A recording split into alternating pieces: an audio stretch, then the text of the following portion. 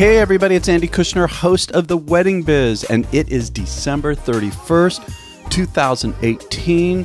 Wow. Amazing that an entire year has gone by. My God, the older I get, the quicker it goes. It really is true. Well, I want to talk about what a year it has been, and it really has. It's been so amazing for the wedding biz. So really want to take this moment to thank you all, the listeners, for all your support, coming back week after week, listening. I know many of you share the episodes, which is how we grow our community. Appreciate that so much. The wonderful reviews that we are still getting. You know, I get a nice email every now and then, and it's just really such a pleasure to be seeing how this show is being accepted and embraced by the community. So that really means a lot to me. Also want to thank our wonderful guests for sharing their stories, being vulnerable, being very, very forthcoming and giving us so much education and inspiration. I can't thank you all enough. Also want to thank our sponsor of the past 3 months, OFD Consulting, which provides experience-based wedding marketing and wedding PR consulting services to businesses in the wedding industry, and the founder, Meghan Ely. Meghan, thank you so much. You've been so supportive. I really believe your company is amazing. Your services are really something else. And I am so excited about next year. We are working on some amazing projects and are making some very exciting changes. And one big change is that we've decided to feature multiple guest hosts for the next level.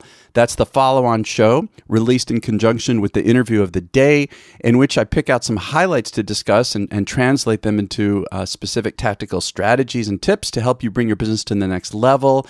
Those of you who are checking it out, and we're getting a lot of downloads for the next level episode, you've already heard some amazing co-hosts, including Sean Lowe of the Business of Being Creative. Sean has so much to offer, and Sean has generously agreed to be on much more often in 2019.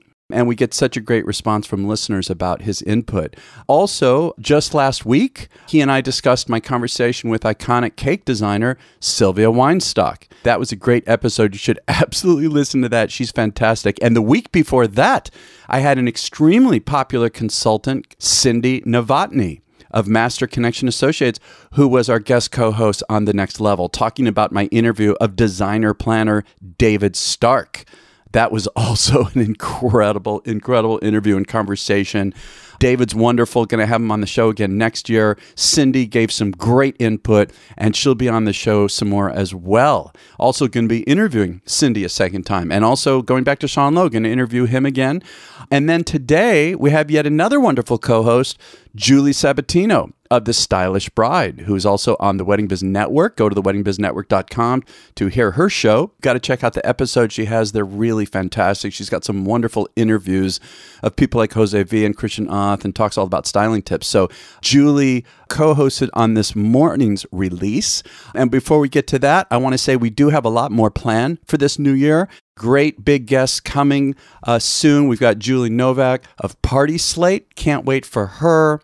We have another conversation with Lynn Easton, part 2, who created Easton Destination Events. I just interviewed her again at her office in Charlottesville. We're going to be releasing that. We also have Amy Moeller, editor-in-chief of Washingtonian Weddings, a regional, very successful regional wedding publication. I wanted to kind of get an example of what a regional one works like. Also got 2 great video people coming on. So much is coming. Got some big names on the books to interview. So a lot going on for 2019. So let me move on to this morning's conversation. It's part 1 with Lynn Easton. I first released it over a year ago. It was way before we started The Next Level. So we wanted to create a next level with it and a new introduction. As I'm sure many of you know who Lynn is, she did create Easton Destination Events, a luxury destination wedding design and planning company that works worldwide with offices in Charlottesville, Virginia, and Charleston, South Carolina. She works all over the world. She is also the creative force and co-founder of Easton Porter Group, a luxury hospitality company with a portfolio of award-winning boutique hotels, vineyards, vineyards, restaurants, and event venues in North America and Europe. Lynn is a very popular planner and designer amongst the industry as well. People always want to hear her speak, and you've certainly, those of you who have been to Engage have probably heard her, and now you get to hear her entire backstory. She gives away information that no one has heard before about her history and way, way more. Phenomenal tips. Again, this is only part one. Sometime in the first quarter of this new year soon, I will release part two. Again, just recorded it last week. It was wonderful. I had a great talk with Lynn. So now enjoy my conversation with Lynn Easton.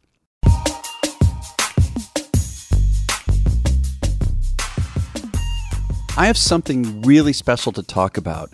It's our sponsor for today, and believe me, we check them out thoroughly. We don't just take anyone. So I want to say that if you need more presence in the market and you're wondering how to accomplish that, you need to check out OFD Consulting.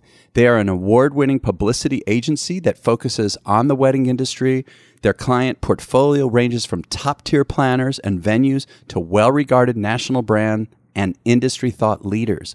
OFD Consulting has placed clients in a slew of popular online and offline publications, and they also have a service dedicated entirely to B2B press. So for those looking to elevate your brand reputation among peers through online mentions, guest articles, podcasts, and speaking engagements, you've got to contact them. And one more piece of information I want to tell you, that if you are a small business, and most of us are, and you want to dip your toes in the PR waters, check out the OFD Collective, which is a 3-tier membership with robust educational and coaching opportunities along with ongoing press leads.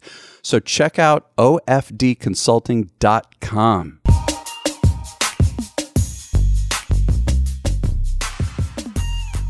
So Lynn, it is good to see you. I haven't seen you since we worked together on a luxury destination wedding with a family, I think out of Hollywood, LA, at Keswick Hall in Charlottesville. Oh gosh, wow. That was a lot of years ago. Yeah, I guess it was. And I have You look great. I've grown older, you've grown younger. Like, it makes no sense. But Lynn, you created and run Easton Destination Events, which is a luxury destination wedding design and planning company that works worldwide. You've got offices in Charlottesville, Virginia, Charleston, South Carolina. You're also the creative force and co-founder of Easton Porter Group, a luxury hospitality company with a portfolio of award-winning boutique hotels, vineyards, restaurants, and event venues in North America and Europe. I'm laughing because I don't know how you are doing all this. Like, you just have so much free time, don't you? I do have a lot of free time. Exactly. We were just saying, what was I planning on going and having a holiday this winter? I was going to say, that would not be the case. Yeah, you were saying you work a lot. Well, we'll get back to that. Okay. So where did you grow up in this area? I didn't. I grew up in New York, really New Jersey and New York. And a lot of time like in Manhattan, literally? Yeah, we had a lot. I went to Barnard.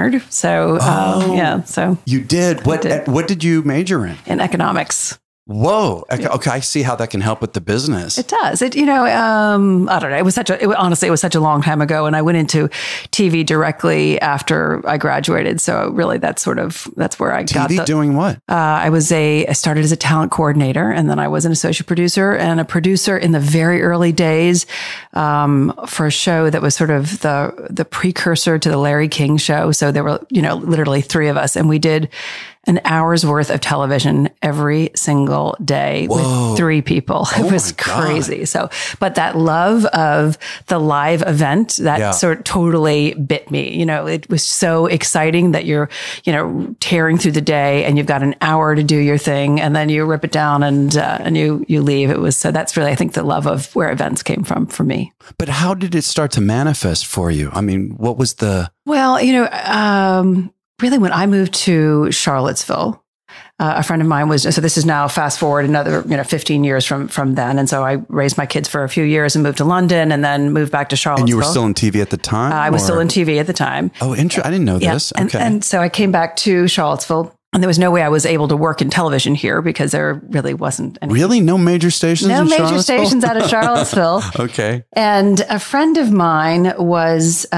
getting married, and she said, gosh, are there any wedding planners in town? And I said, I don't think so, because this was, 20 years ago. 25 years ago. And I said, I don't, but I don't know. How hard can it be? I used to produce a live hour of TV every day, 5 days a week. Yeah, anything's going to be easier than that. Listen, I'll give that to you as my wedding gift. Yeah. So little did I know how hard it is to wedding plan. It is actually, I think, a whole lot harder than doing live TV. But I had the amazing confluence of, the most beautiful place, a picture perfect day, a gorgeous bride who was my friend, who basically said, you just do whatever, just consult me. I mean, literally, wow. I did. She really gave me totally free reign. And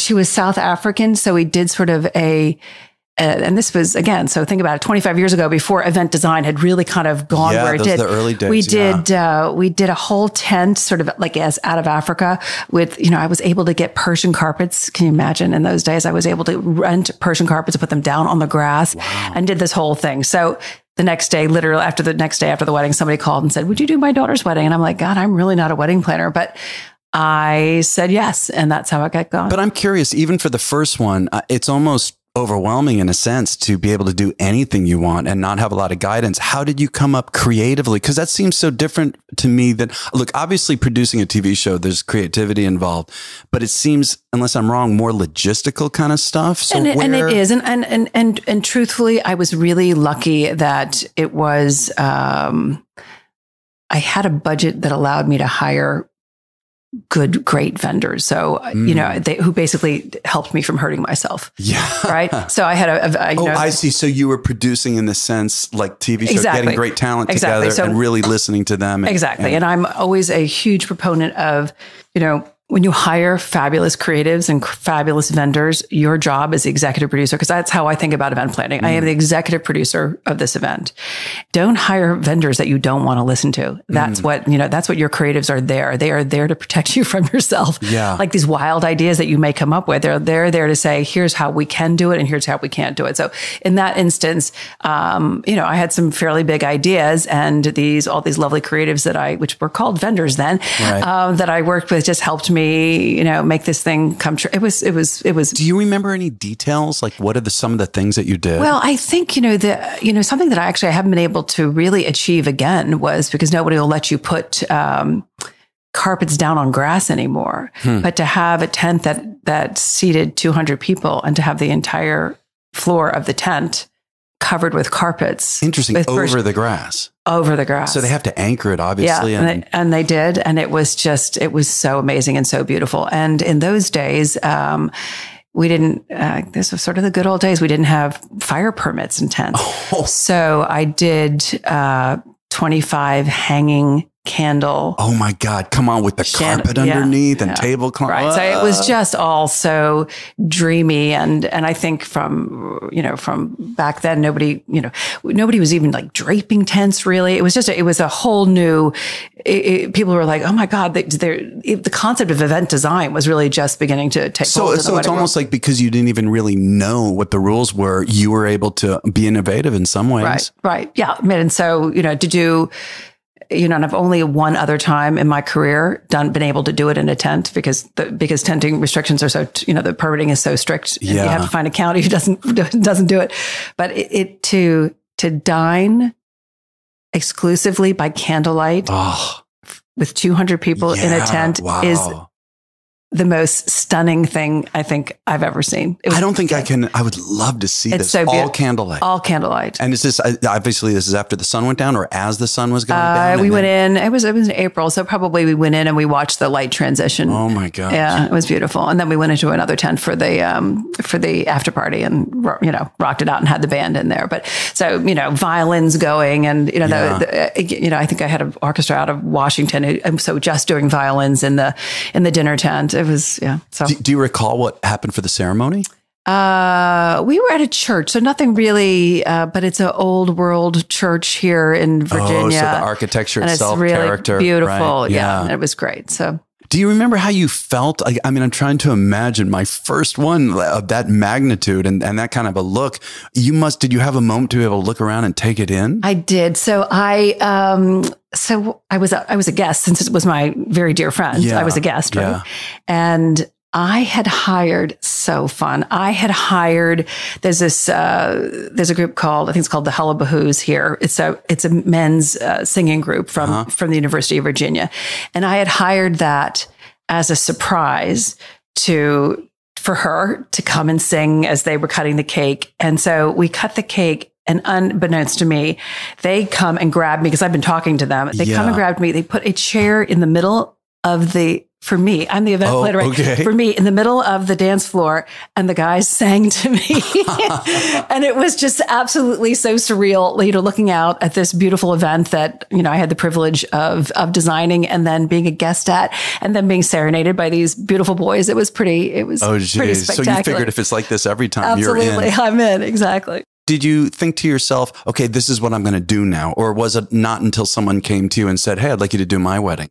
The reality was it literally was the next day. So I didn't have much time to be reflective. Like, do I really want to be a wedding planner? It's just somebody at the wedding called me and said, my daughter's getting married. Would you do it? And I was like, and I was very straight up with her. And I said, gosh, I'm not a wedding planner. I wouldn't even know how to charge you for it. But I can tell you it was a huge amount of work.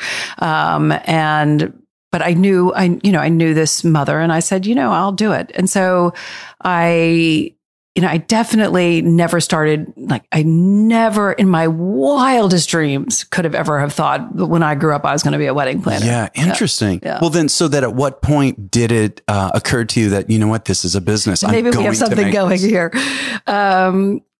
I think, or still has it still not? Yeah, no, it has definitely settled in now. I would say, probably about a year in, I decided I needed, things like I needed a name for my company. What's my company? And I was working out of the house, and, I decided to get it off. So I think it happened pretty gradually. I think the thing that is most memorable for me in my career, though, was, and this was about 10 years ago, when I realized that I was working so unbelievably hard. I mean, literally just 24/7. And my kids were young, and, having access to me was a little challenging. And I sat there and I said, gosh, I can't believe how hard I'm working, and how, to be frank, how beautiful the events that we were able to produce were. Mm-hmm. But literally nobody knows who we are except for regionally. No one had ever heard the name Easton. Yeah. And that for me was that was my page turning moment where when I sat down, I said, I have got to change that. Brand yourself. I've got to brand myself. I've got to decide. I have got to set some goals about what I wanted to achieve. And I had to say out loud, which is what I would encourage anyone who's trying to achieve anything. If you don't articulate it, you can't do it. You have to say out loud that and it's I remember literally saying it, and how scary it was to actually feel comfortable enough to say, I want to be one of the best in the country. That's a scary thing to say. Yeah. Because if it doesn't come true, you'll have a sense of failure. So to say that is, and I really did, that's really my message. I really said it. And, I went and talked to a PR person to say, what kind of things should I be doing? And I remember she said to me, oh, you want to be known nationally? You have not published anything. And I was like, oh, you need to publish things. Yeah, next step. Next step. So, and in those days, those were before everybody was publishing everything. And we have so many conduits to do so now. But, back then, it took, I had to really start to open those doors. So, it's interesting. You're reminding me, there was some conference I went to, in the music business back then, maybe even now, there's not all that much about the music side as relative to, design and visual pictures, all that kind of thing. I remember the instructor saying this exact same thing. You have got to get published. People have to see. And I remember it was like this light bulb. It's so obvious, yet I didn't see it. And a light bulb went off, and I thought, wow, I got to go pitch myself, figure this out. And then sure enough, things, got lots of coverage, but it was a definite decision as opposed to waiting for them to come to us. Right. And clearly they're not going to do that. So how did you, or was it your PR company that started pitching? No, I didn't. I couldn't really afford a PR company. So I was going to, exactly. So I really was out doing it by myself. But I got some really good advice. And the most significant piece of advice that was given is that if you want to be known nationally. You have to work with national vendors. It's a pretty simple concept. So you mean just like word of mouth kind of thing? Well, I mean, you have, so what I was doing is I was working with, and they were fabulously talented, but my photographer was local. My lighting company was local. My tenting company was local. So she said, here's a strategy, go work with, and I tell the story, when anybody's willing to listen. My first thing was I went to Jose Villa, who is, I think, recognized as one of the obviously most talented wedding photographers in the world. And I had a client who was trying to decide between Jose Villa, like whether she could afford him or whether she wanted the big band. And I said, which I, felt very truthfully, that having these beautiful pictures forever are going to be, they will be with you for a lifetime, and that make the choice to go with Jose Villa. And she did. And that wedding got picked up by Martha Stewart. Right. Because of his name. Of course, you still had to pull it off. And I think, he very flatteringly, when he came to shoot with us for the first time, he was like, oh my God, this is just absolutely so insanely beautiful. And the other little thing that we do is that we have a very editorial focus when we do event planning. Which I think helps us. So I'm literally always thinking about our weddings, about how they're going to look on the printed page. And the reason why that is not only good for publishing, but it's also good for the event is that, and the example would be one of my team members came to me one day and said, what do you think about these two blue ribbons? And she said, this is the blue for the escort table and this is the blue for the napkin. And I was like, they're really beautiful, but you can't use them. You have to fix something else because obviously they're going to be on the page next to each other because often like the escort card is right next to the dinner tent. Yeah. And so obviously you've got to pick something that has harmony.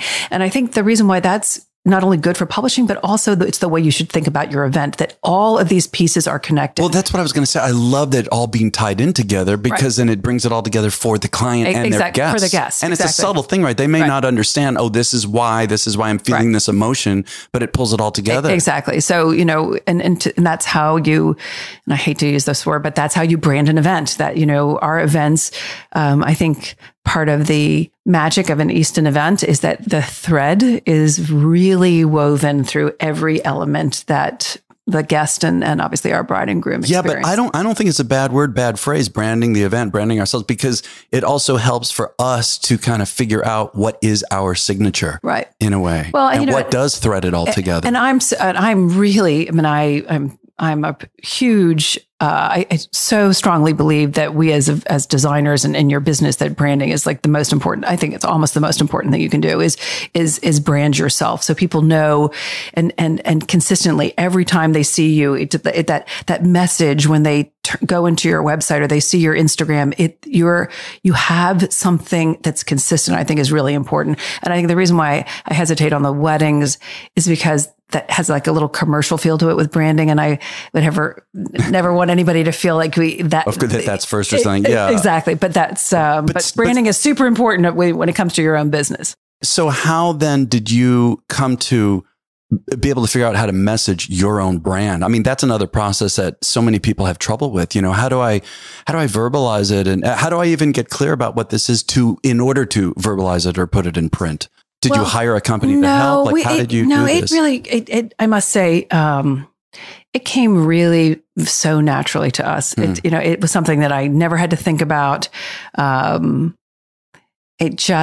knew, I was never, we design, it's like how I would design my home or there's just a feel of how our events feel. And then and we don't do, like if somebody comes to us and said, I want you to do like crazy, classic, modern, edgy. I will say there are some fabulous event planners who will do it better than we will. Our luxury comes from just the saturation of details, but it's never showy. It's always, there's always a somewhat of an understatement to it. So that's that's like in my DNA. So then it was really, then how do I express that to other people? And that we did by, our graphic reflects exactly that, that feel.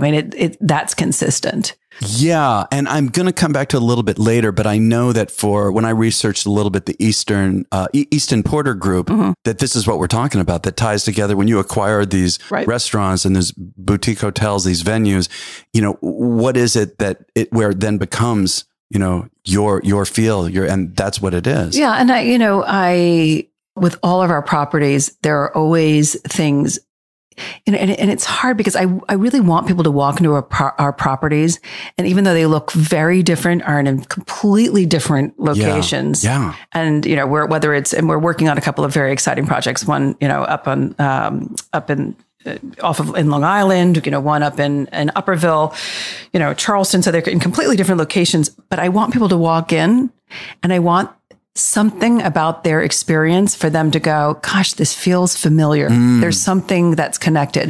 And I would say it's safe to say that I am obsessed with candlelight.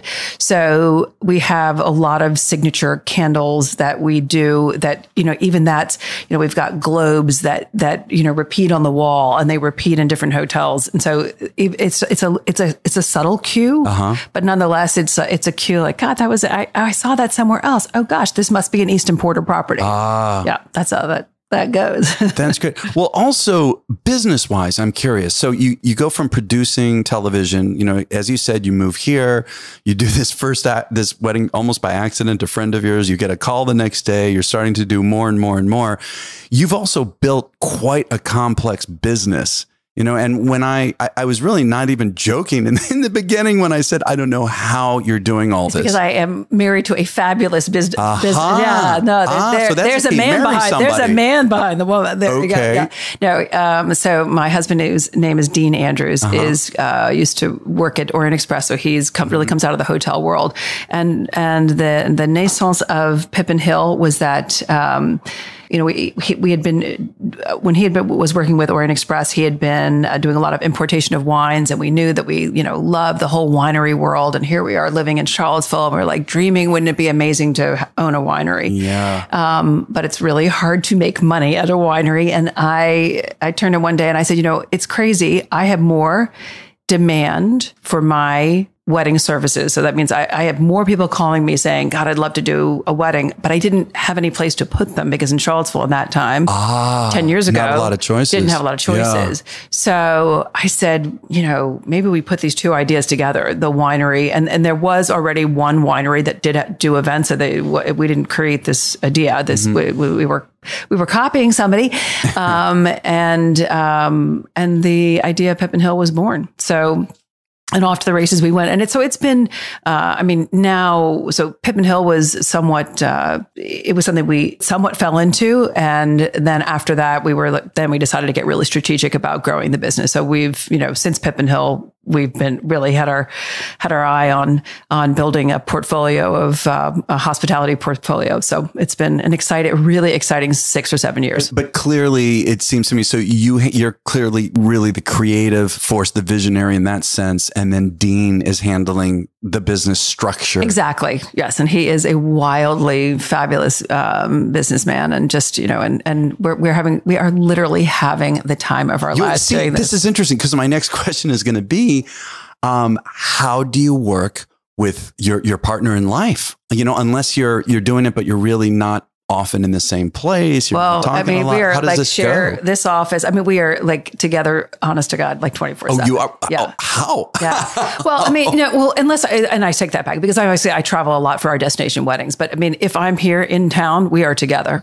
And we are. That's wonderful. At the same time, and the thing is, wow. and the thing is, we stay in our own lane. And if he crosses into my lane, I make him sure he gets out. I think that's how we survive. That it's my area is mine and his is his, and there's not a ton of crossover in that. So I'm also thinking just the trust factor. To be able to have that. That's a big issue for anyone in business, right? It's one thing to. But what a luxury. Where you have automatic trust, right? Because, if you're married, for us, I never even have to, which is so nice. I never have to question any motivation. Neither of us have to question because we're so focused on this joint goal. And, and I know it's not for everybody. And interestingly enough, before this is kind of crazy, but before we became business partners, he lived in New York City and commuted here for 11 years. So we went from 11 years. 11 years. We went from living apart, except for on the weekends, to full time together. God. So it was a honeymoon for 11 years, exactly, basically. Yeah, exactly. That's one side. But it really is. It's been wonderful. For us, it's given us this commonality. That's not a word. It's just this something that when we're sitting down at dinner, we love talking about. Yeah. It's like talking about the baby. Like, isn't the baby growing fast? Isn't the baby wonderful? The baby was naughty today, whatever it is. So it's something that we're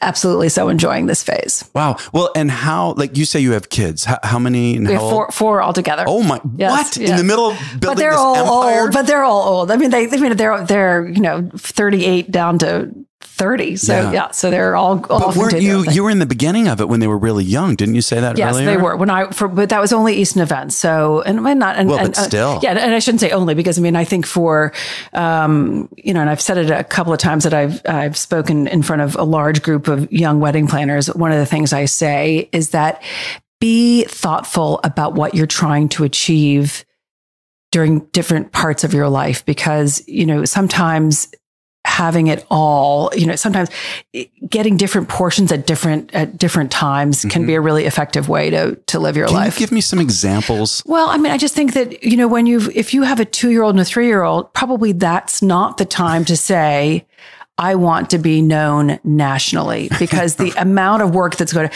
but you can say, and I'm sure there are people who are cringing listening to this because they may say that's not very PC, but I think that when children are a little bit older, and I think that's but for and not just for, the mothers, for the fathers as well. There are just certain times in your life when it is so hectic taking care of your family that those kind of goals are really hard to achieve.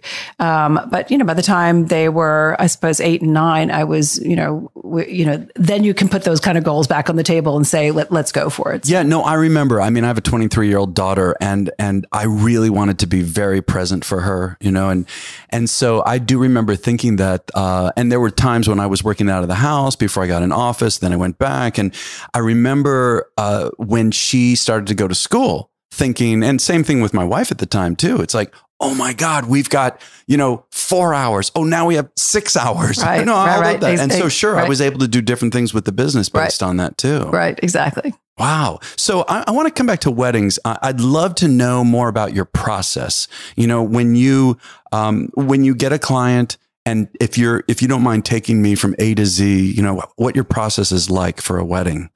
Okay. It's a big question. I know. All right. Do you have another hour? You don't mind. Exactly. Yeah.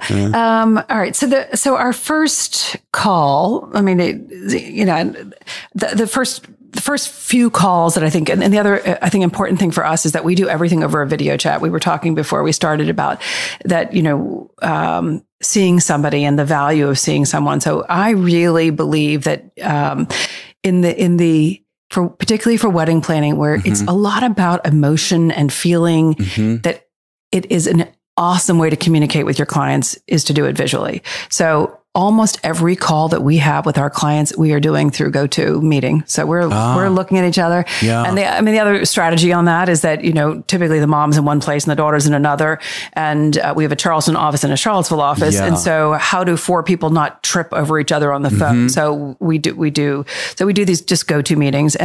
And the first part of our relationship is really just gathering information. And we have all different kinds of brides. Obviously we have brides who say, I know exactly what I want. And and then we have brides. They've got their Pinterest boards and all exactly. of this. And then we have brides who literally don't know, and they are looking for us to say, to guide them and give them different directions. And so, we go through this initial, exercise of just trying to understand what it is, that vibe, that feel that they're going for.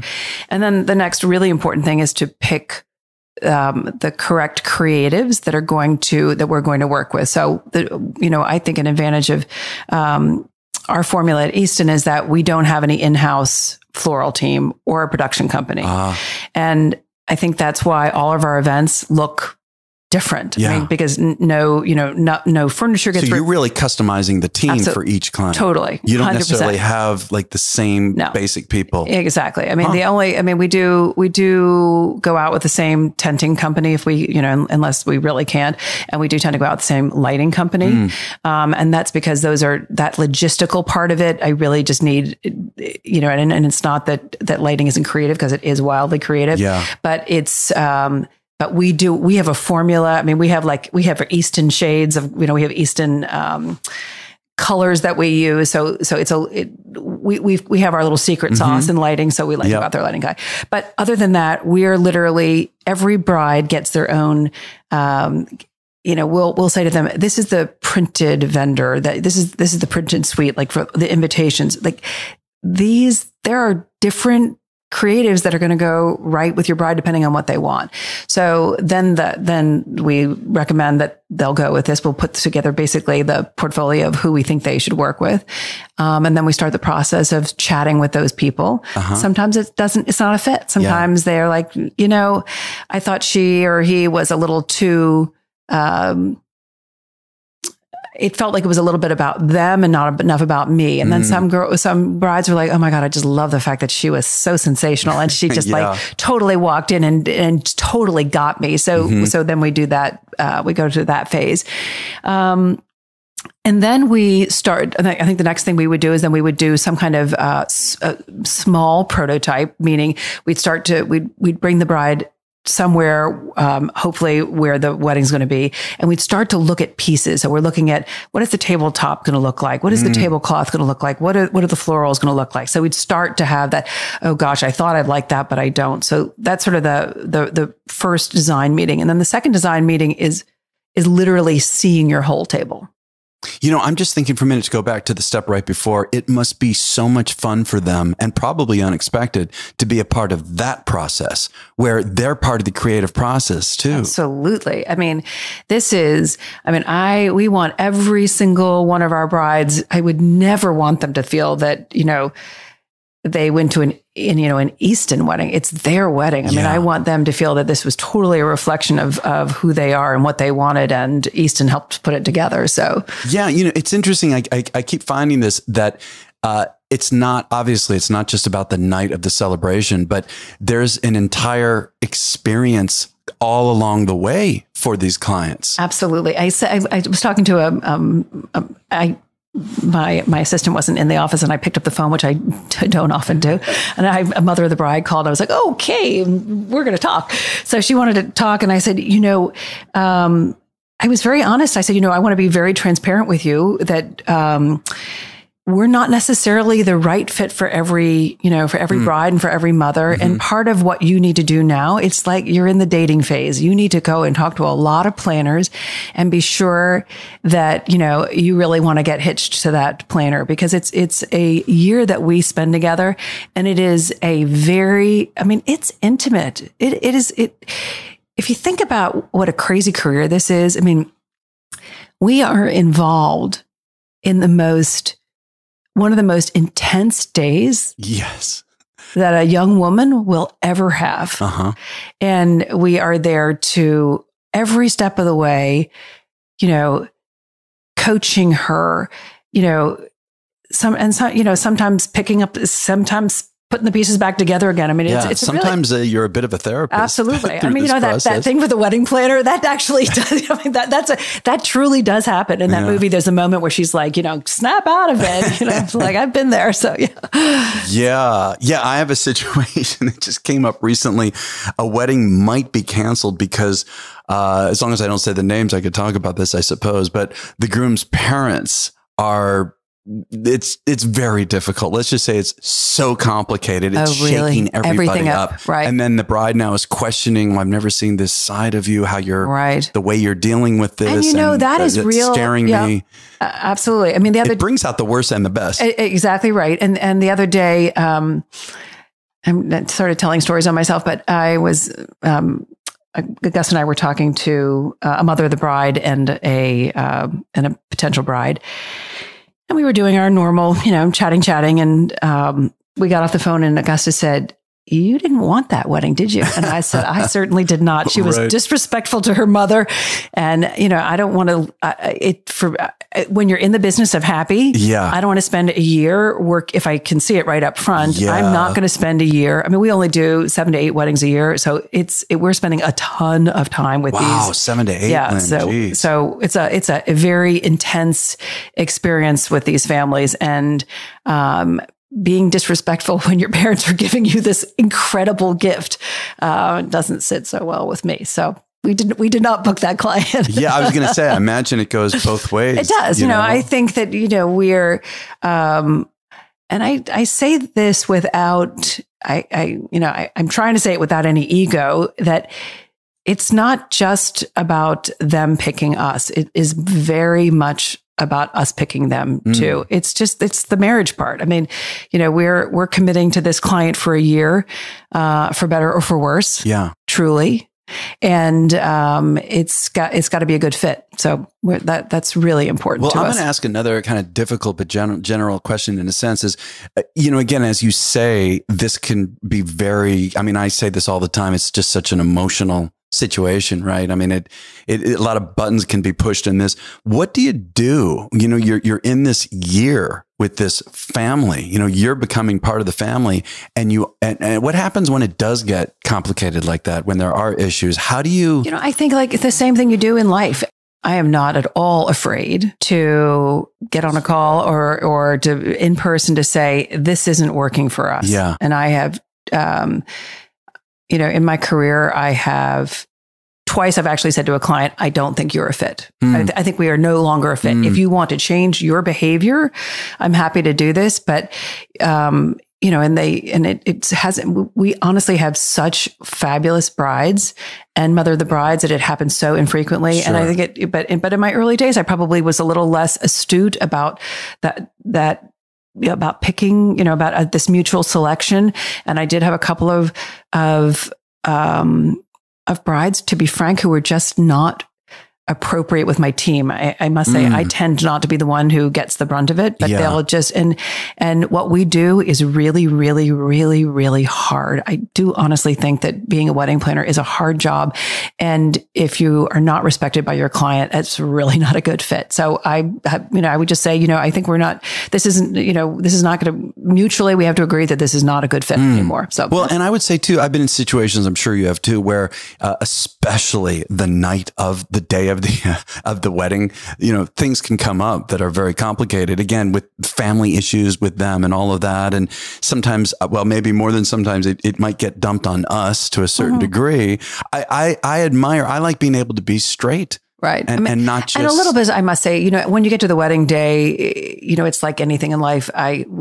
It really is. If we've had a client and we've had a lovely journey getting there and things get a little rocky on the wedding day, you know what, if you need to be a little bit curt with us, that's absolutely fine. Yeah, because I agree. There's a certain amount of room to give them. Exactly. Because it's just, there are a lot of tense moments. Comes with it, doesn't it? It does come with it. It's really, it's the preamble. So it's all is forgiven on the wedding, but the preamble's got to be okay. Yeah. Well, I want to come back to, you know, we started with talking about how much work it is, and you're talking about now about how hard it is. What about balancing overall? Like, I was asking you if you had, you know, if you're smiling, I was asking you if you're going to get away for the winter. We were talking about that. And you were saying we work way too hard.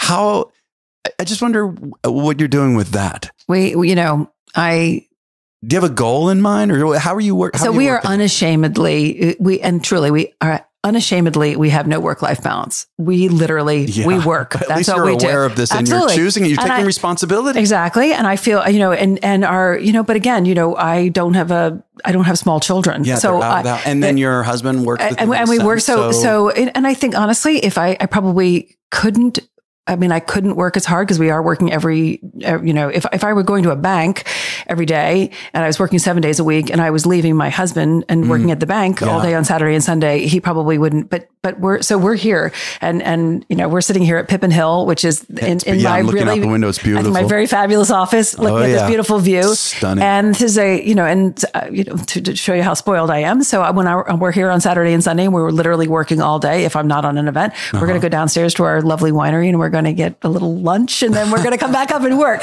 So this concept of working 24/7 for me is, I think, it works because of my familial situation. So and what's the goal? The goal is to definitely be able to travel more. That's really the thing that we... Are you saying for fun? For fun. I mean, we travel so much for events. So, and that's been hard that literally, we've done for each wedding that we do, there are another 2 or 3 site visits. So we really, Delta applauds every time I walk up, there's Lynn. Yeah. But we went to Chile with the kids this February, and we just had, we had 2 weeks of just absolutely, almost completely offline. Oh, wonderful. It was amazing. Yeah. I couldn't Insta story except for when I got back to the hotel. It was really fun. Wow. Well, and I've read in some places that the company, Easton Porter Group, is considered on some lists one of the fastest growing private companies for, various years. Right. And I also read that, I don't know if this is still current, but one of your goals is to expand your collection to 15 luxury properties and high-end destinations over the next 10 years. I know. Yes, that's true. We're working on it. Do I think it's going to be 15? It may. We've got another 3 or 4 that, are fairly imminent. So, we have an amazing team of people who work with us. So this doesn't happen in a vacuum. I mean, this happens because we are lucky enough to have really an amazing very young group of, and incredibly talented young people. I also want to know, I read that you've developed with Easton Events something called Easton Management Systems, and it's trademarked. It's a proprietary, custom-built, comprehensive set of event management tools with interactive communications, tailored applications. Yeah. Can you tell me more about that? I can. And this is probably one of the things I'm most proud about in my career. And we're trying, I think that one of the goals will be, we're trying to get this out really into the hands of other planners. I wondered what you wanted to do with it. And it's just literally, we haven't had time to do it. Mm-hmm. All right. So we take this back about 12 years ago, and I was doing an event, and about 3 weeks before the event, the bride comes and says, I've decided I want to do a first look. And I said, oh, fine. That's great. But all the timelines had all been done. So in the old days, and I think most people are still doing it this way, you create a timeline in Word. And when you want to... That's funny. When I help doing that, I do the same. Yeah. But go ahead. Okay. Right. So you do it in Word, but everybody needs a timeline. So the transportation company needs a timeline. So in the old days, I would hand everybody the 8-page timeline and say, read your part. Okay. And then of course, nobody read it. It's so long. It's so long. And so that didn't work very well. And then I started highlighting the points for the transportation company. Let's say I'll take them as an example. And that didn't work really very well. And then I started editing them, and that did work well. So I started giving them just the information that was pertinent to them. So that worked really well, except for this, as I said, this bride comes to me. We'd done all the timelines. It had already been sent out to everybody. And the bride comes to me and says, I want to do this first look. And I said, oh, fine, great. Because I have to go back and change 12 timelines because everybody gets one. Okay.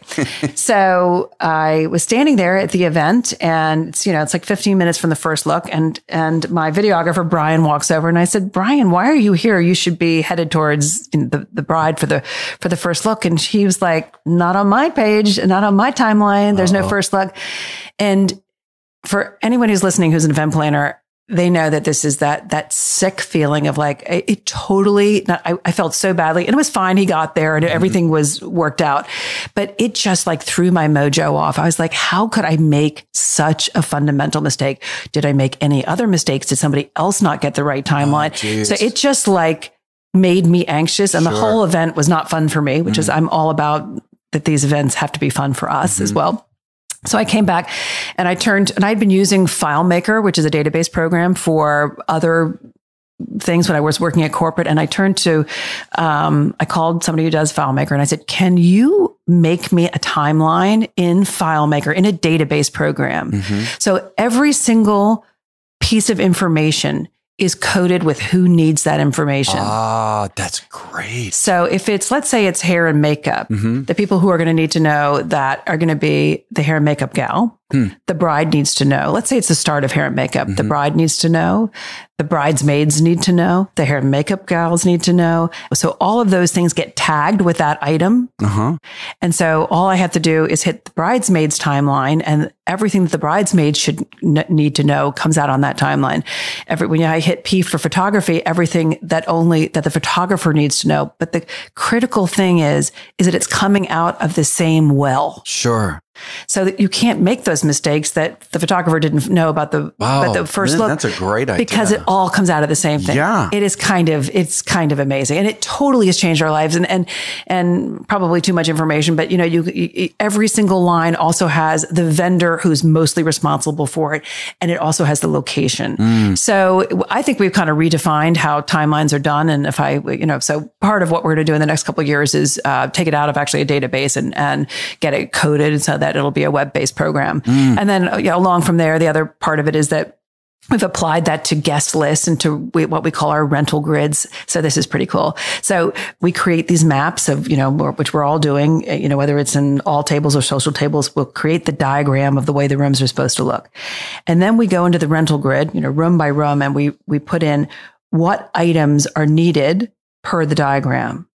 And then we can ask the database, tell me how many 8-foot tables I should have. Oh, this is great. Isn't that great? Yeah. So it just takes all of so basically we've tried to take out that human error. And so we've done that in our, on our budgets because, it used to drive me crazy. We would, different things get taxed at different levels and particularly for us in different states. And so again, it's the same. So we really, and then the last piece of this is when you become an Easton bride, #Easton bride, you are given your own portal, which you access through our website. And when you go behind the curtain, everything that you need for your wedding planning is already there. So for example, if you're at the time, obviously your planning timeline is there and we're checking things off. And when you get to the point where, for example, you need to select your ceremony music, you're not going back and, cause it's, for the brides, it's Saturday morning and she's like, God, I should do my ceremony music. Let me go look for that email. You don't need to look for your email where I sent you the ceremony music choices. You go to the portal and in the portal, it's a document that has all the ceremony choices that you could possibly ever want that's linked to a YouTube thing. So we've just really tried to make, we've sort of a little bit, for lack of better words, mechanized the process a little bit because that eliminates error. And that's what makes weddings joyful is when you can do a wedding and it makes it joyful for us and therefore and for the bride as well. So just taking out the things that don't, it's so stressful as a planner, when you make mistakes. And hopefully your bride doesn't know, but I don't know. I literally could not have been doing this for as long as I've been doing it. If we were prone to making mistakes, and these systems help us. Yeah. And I would say too, just to get in terms of the stress part, to get that off your shoulders, to not have to worry because that it's all being accounted for and there's a system in place. Right. Exactly. I mean, we know the napkins, frees you up. We know the napkins got ordered because they got checked off of the rental grid. Right. No, it frees you up so you can be creative. And I have, and once upon a time, 15 years ago, I forgot the napkins. Listen, exactly. That was. I have some stories too. That was not a happy day. They did get new napkins. One time I was, oh my gosh, I was somewhere, this is such a long time ago. And I turned to it was a charity event. So it was a little less focused. And I turned to the caterer. It's like at the nth hour. And I said, so it was a stationed event. And I said, so are you going to put the plates out now? 250 people, 30 minutes from nowhere. Yeah. And he said, I forgot the plates. Oh, come on. 30 minutes? Yeah. What did you do? I actually did find there was a hotel that was about 15 minutes away. And I went in and I made them give me plates. Wow. I read somewhere that another moment like this happened to you. And what I read was that you were super calm, that a 50-pound wedding cake crashed to the floor right before the reception. What is the story with that? Well, the crazy thing, it has happened to me twice now. Oh, no. Yeah. The first time, which was really The first time, the family actually does not still know about that it happened. That's how it should be. That's how it should be. And there was a hurricane, and we were traveling to the wedding site, and so we were late because a tree had fallen on the road. So we scrambled ourselves in, and everybody was rushing, and the cake delivery was like, I need to get my cake up, and I turned to the captain and I said, okay, here's the table, pop that up. Here's the cloth, let's do it. And the cake goes up. I look at it. I walk in the other room, and all of a sudden I hear a thud, and literally the entire cake crashed onto the ground. Okay. And, everybody was calm, but we were someplace where we had enough frosting and enough stuff and everything else. And we literally put together, I didn't, but they literally put back together it's the interesting thing when cakes fall, they don't like typically shatter in a million pieces. They kind of like clump, and so we popped this whole thing back together, and then we just went at it with florals, and nobody knew the difference. But this cake had a plethora of florals on it. Well, now they know. Well, you're not naming exactly. So, yeah. Okay. And then recently, really recently, we were somewhere, and we were using somebody local because the mother really thought that this was important to use a local vendor. And, we said, great. And it was warm that day, and the cake came in, and I basically immediately knew that the cake wasn't going to make it through the night. I just, and that's the advantage of a lot of experience. I've seen a lot of cakes, when they're going to go. Yeah.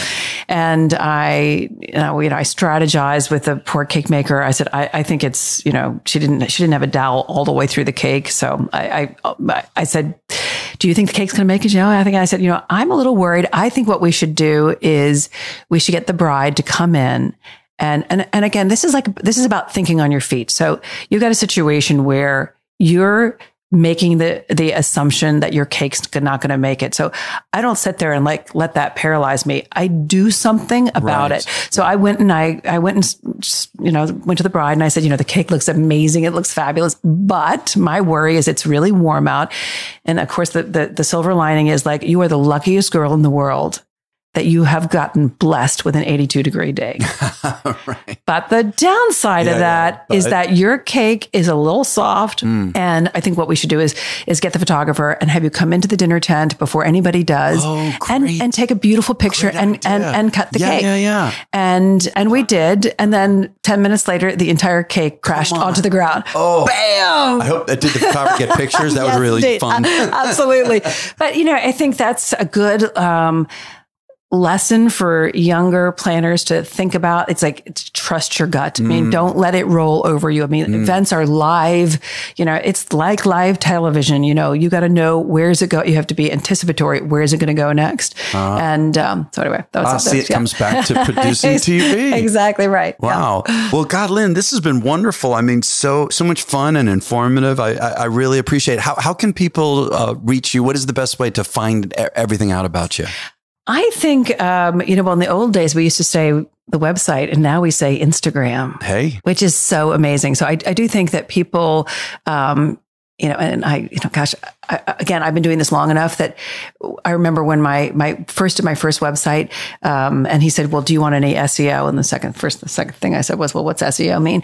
And then I figured it out. And I said, no, I don't need any SEO because everybody's just going to know, it'll be word of mouth. And so here we are later, and we have clients calling us all the time because they see us at Instagram. So Instagram and our website's the way to find us. Okay. And the Instagram handle is Easton Events. That's pretty simple. And so is the website. So EASTON. And we'll have it in the show notes too. Perfect.